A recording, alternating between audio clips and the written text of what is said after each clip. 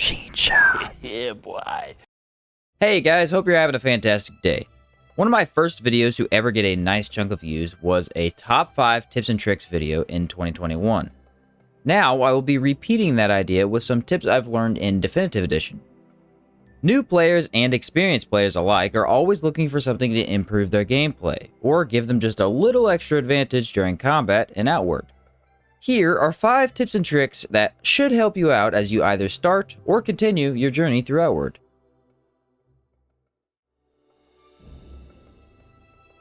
There are many ways to regenerate your mana in Outward. Use Reveal Soul and then Spark, become tired, or even just eat certain plants. But something interesting is that you can get passive mana regen from an enchantment as well. Buy a Scholar Circlet from the Alchemist in Cierzo or Harmattan, among other places.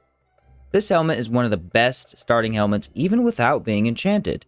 You can place 2 different enchants on this crown that offer passive mana regen. Rain gives you 0.2 mana regen per second, and is the better option. However, one of the requirements for this enchant is that it must be raining. This condition can be difficult to meet considering it is very easy to forget about while waiting for it to happen. So if you're finding it hard to enchant this in rainy weather, there is another enchant called Arcane Unison that offers 0.1 mana regen. Obviously, this is not as much, but still a decent option.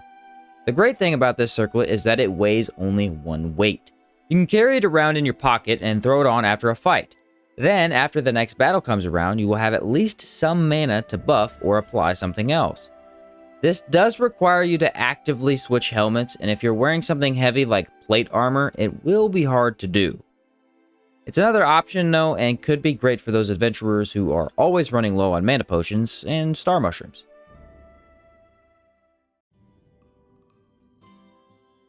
One aspect of Outward that people commonly misunderstand is combat. There are many individuals out there who don't understand why they suck at melee combat. And to them, I have to say, yeah, the combat does suck, if you come at it from the wrong angle. Many players try to simply block attacks and only hit when the enemy is done with a combo. While this is still something you should do, it still places you at an unfair advantage. Enemies have unlimited stamina, and we, very much so, do not. So we instead need a way to quickly shift the battle in our favor and remove the enemy's stamina from the equation. This is where stagger damage comes in. Both you and the enemy have a stagger bar. It is a white or gray line that will go down the more you get hit and regen back to full if you don't get hit. Blocking does not completely remove stagger damage. It significantly decreases it, but does not remove it. For the player, wearing armor with more impact resistance and even using shields or heavy weapons will let you block much longer before getting knocked down. For enemies, the same rules apply. More defense means less knockback or stagger damage. Something like a mantis shrimp can be knocked over with push kick in a single hit. Shell horrors, on the other hand, will require much more than that. Your goal is to find a way to consistently stagger enemies in 2 to 3 hits. You will then have more openings to deal damage, and if the enemy simply gets up too fast, you still have that entire combination where you're staggering them that cuts their health bar down. Here are a few things you should be using in every single fight for better melee combat. Brace. The best skill in this game for sure, which instantly staggers 50% of any enemy, including endgame bosses. Push kick. The beginning skill you have, which will be great until mid-game. Mana push. Requires some mana but is excellent at staggering enemies. Two-handed mace. Use a single special attack for fast pushes that stagger enemies rapidly. And rage. Increases how much you stagger opponents, making it a must-have. Attack skills. Skills that require weapons to use usually do a good amount of stagger as well. This is often better when using two-handers than it is with swords and axes. Stagger damage is much more important than damage, especially when it is so easy to find an opponent's weak spot. Make multiple types of elemental rags and apply whatever deals more damage to that enemy. Now, focus on pushing them to the ground and you will have killed them in 2 staggers most of the time. One more thing to note about stagger damage is that it begins to take effect when the bar is halfway gone. Enemies will ignore any amount of impact from your attacks until that bar reaches this point. After that, each attack of yours will knock the opponent back until the bar is gone and they fall on the ground. Learn to utilize Stagger and understand what lets you deal with it in the best way. Stagger is why Outward's melee combat is hard, but also why it's good. If you just try to deal damage to an enemy, they will always have more openings than you. Gain the advantage and put them on the ground. Daggers and Sweep Kick are S tier when it comes to Stagger, so check those out as well.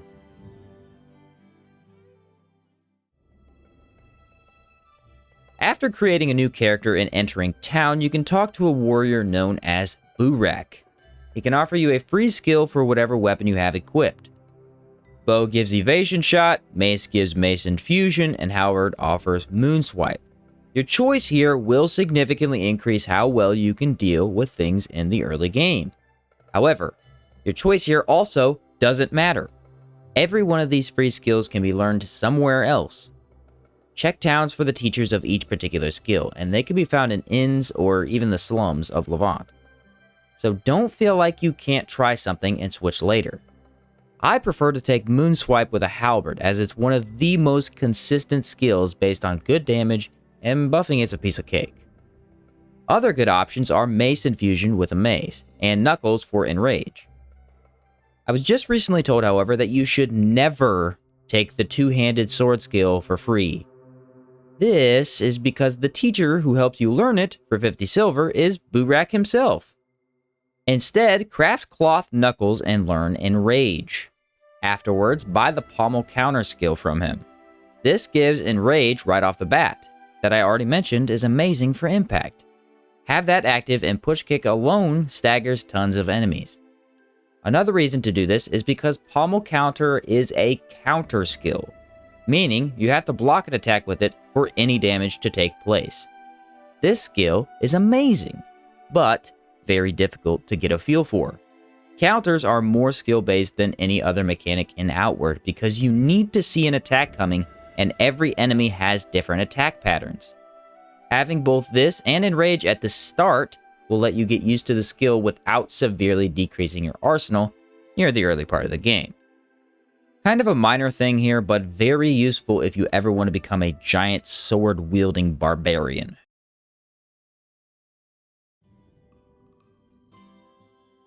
Quests are timed in this game. Yeah, I mean, most of us have heard this before. But I'm going to do you one better and briefly explain when you should be looking for certain quests. Before that, however, it's important I show you something added in with Definitive Edition. You are now given a time and date for when you start a quest. If you check your map at the bottom left corner, it will tell you exactly what time of day it is for you currently. This gives you a great way to know how many days you have used up since the quest started, and gives you a reminder that something probably needs to be done pretty soon. Keep checking the quest tab every once in a while to make sure you're up to date on tasks in the world. Here are a few specific quests you might want to look out for as you progress. Faction Quest. This will have various times every time you complete a new task. But an interesting thing to note is that when you have 3 days to rest before getting another task, there's no timer. This is a great time to get other things done without worrying about something being out-timed for you. You can even wait much longer than 3 days because the next timer won't start until you talk to someone. Vendaval Quest. This revolves around you saving Cierzo and will begin when you start your faction quest. You have 40 days to defeat Vendaval or help them out. This all depends on when you start your faction quest, and I tend to deal with this place before that or once I get my first 3-day timer. Purifier. This starts when you find a dead priest in the swamp. It has 2 requirements. Complete it within 35 days from when you start your faction quest, and complete it before you start the 3rd section of your faction quest. Once again, it's a good idea to do this right after starting the faction quest, as I commonly mess it up, and generally I like to think I know what I'm doing. Blood Under the Sun. This quest goes right along with Purifier. You get 40 days to solve it, and it must be done before the 3rd section of the faction quest. Just head into any inn to start it and finish it off early on to be safe. Rust and Vengeance. Lastly, we have the massive quest that is over in the Antique Plateau. Do not worry about this quest at all until your faction is done. It will automatically start if you ever enter Harmattan after starting the faction quest. Before that, you need to charge up a golem with 3 power coils, and most people will just want to wait. This quest is massive and challenging. You get 100 days to complete it until you beat your faction quest. This should not scare you, however, as the timer resets to 60 days after you defeat the Scourge Beast or MK Golem. So you just need to beat one of them after your faction quest is done, and you'll get 60 full days to do the rest of the quest. I will put up a little chart here that hopefully gives this a bit more clarity, but overall, do the parallel quests after your first faction mission and come back for Rust and Vengeance later. The timers are a huge help here, and I rely on them constantly now that I fully understand how they work.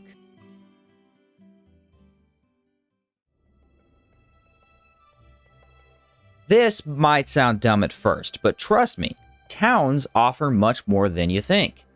You have skill tree trainers, inns, merchants, clean water, and even houses once you buy them. But there's actually so much more to these towns that you might be glossing over. First up, we have blacksmiths.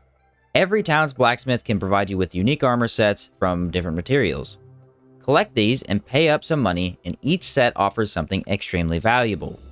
The antique plate armor from Harmattan is my personal favorite set in the game. Tenebris can be crafted in the Levant, and it is amazing for mages. We also have Copal armor in Berg, which is excellent for tanks who hate negatives on their armor. You need to craft every set at least once and see what they offer. Armor collected in the wild or even from other merchants often can't beat this stuff. Next, we have merchants. Yeah, they sell stuff to you, but they also offer mini quests or missions of a sort. Talk to each merchant and they can offer you a job. Bring them whatever item they like and you can receive some really good stuff. Save up cold stones and one of the merchants in Berg will give you weather defense potions. Those are extremely helpful and great to obtain in such an easy way. Other missions simply have you take a letter to another town and you get money or jewels in return. Doing these early on will change the game for you. I guarantee that at least. Lastly, we have a major change made with Definitive Edition. Towns now reset. Sleep 3 days for merchants to gain their money back, but the actual change here is that the items now respawn after 7 days. This can be used to loot the slums of Levant or any other town over and over. These items can all be sold or saved for crafting later on. This not only gives your co-op partner something to do every time you reach town again, but will offer you some incentive to enter other regions more often. Levant in particular is great for the respawning items. My point is, each NPC that has dialogue options usually offers something of value. Guards can even offer you tips and advice if you ask them for help. These areas are much more alive than you realize and should not be overlooked as just sell point and stash chest locations.